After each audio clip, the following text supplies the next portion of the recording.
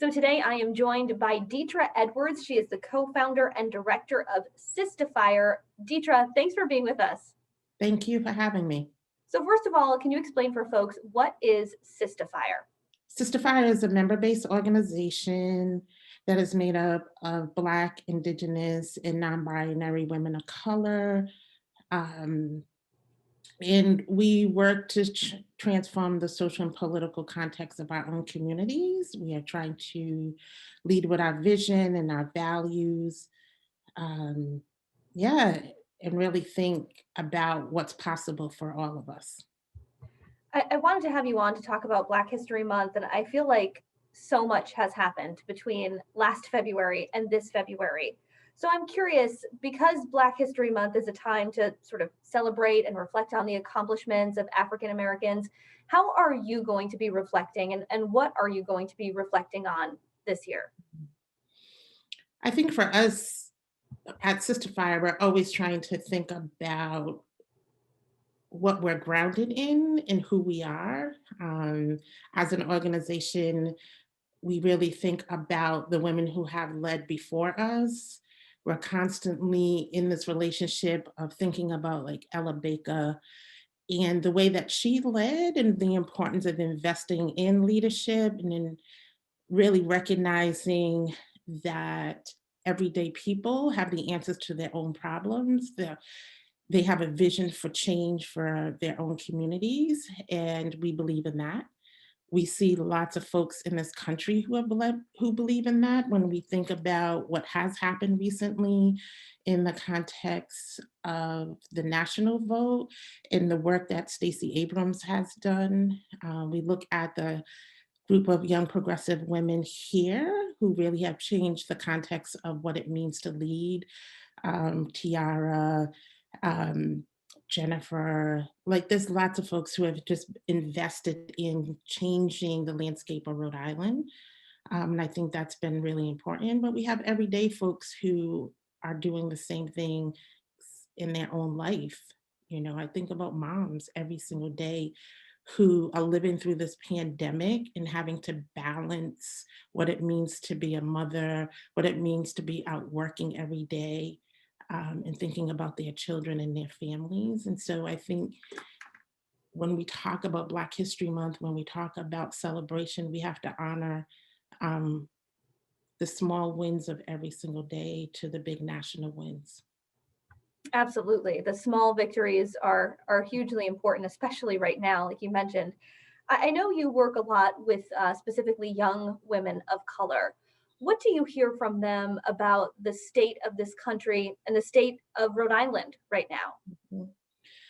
Um, I think what I hear from them isn't just about the moment, but it's about the journey, right? It's about right now feeling like we are our ancestors' wildest dreams, that in this country, we are at such an intersection of this pandemic, the uprisings in this election, and that we have to continue to fight for what our communities need.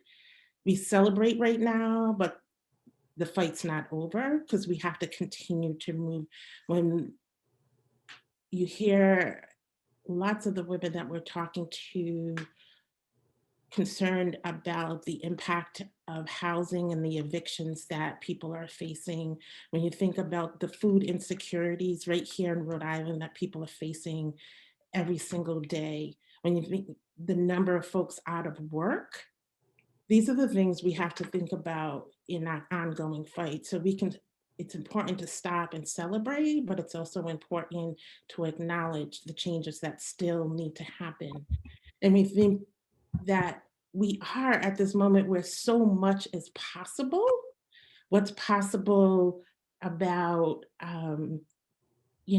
shifting from a place where policing has been so huge in our communities to a place where we don't need those resources. We can reinvest those resources directly into our communities for housing, for mental health work, for increasing our schools to have more quality buildings.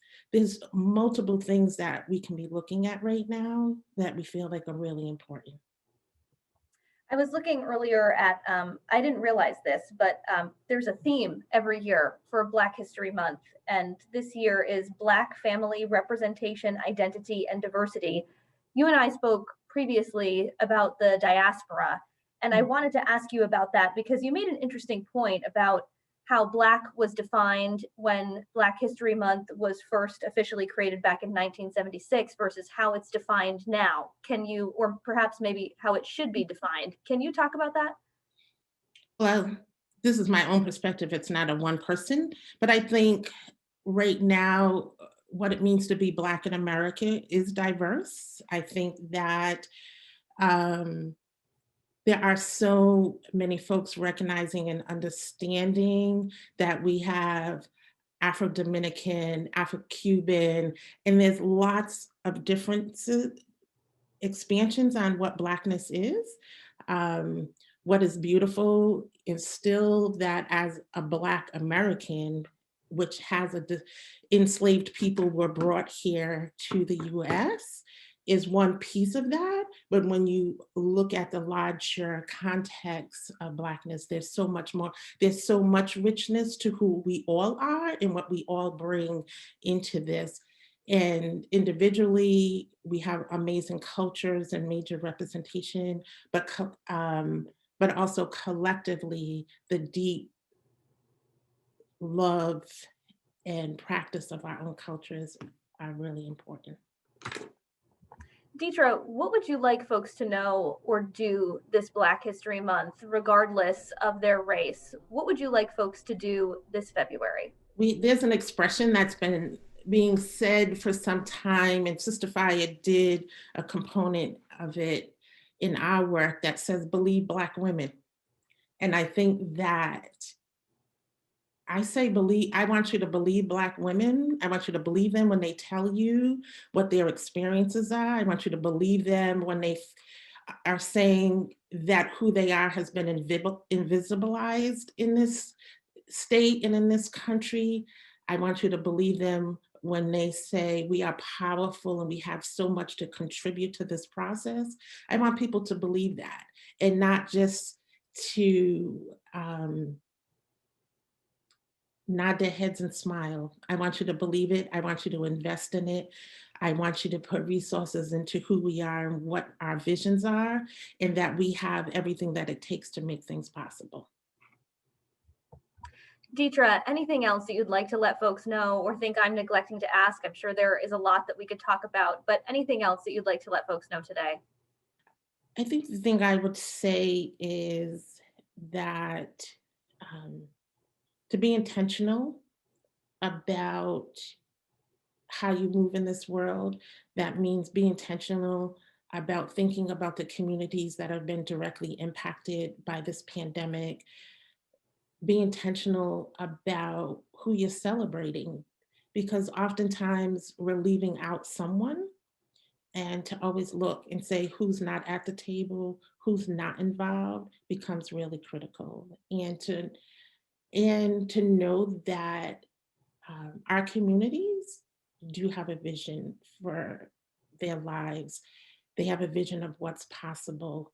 And when I say our communities, I believe in Indigenous communities, Latinx communities, and Black communities, immigrant communities. There's so many of us that collectively have know what's possible for our own selves.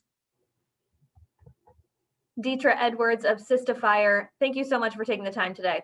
Thank you.